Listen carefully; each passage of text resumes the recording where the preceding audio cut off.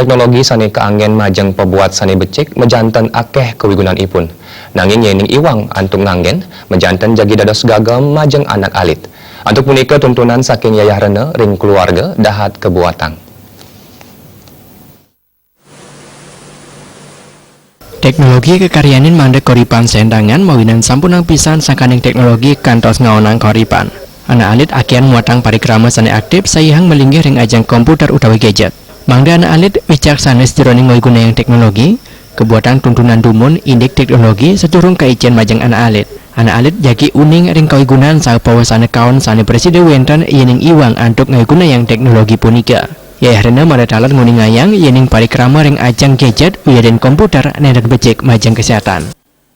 Penggunaan teknologi itu sebenarnya sangat bermanfaat ya bagi anak-anak apabila kita menggunakannya dengan baik.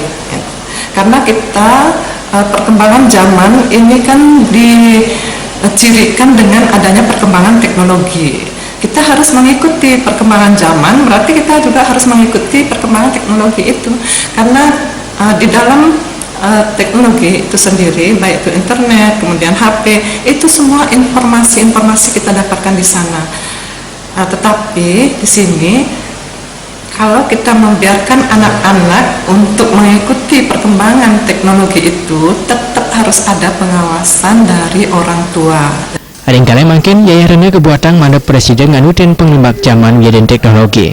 Antuk punika gadget sani kangen pianakipun presiden keanggen serana nincapang komunikasi pantaraning Yayah Rene sareng ipianak.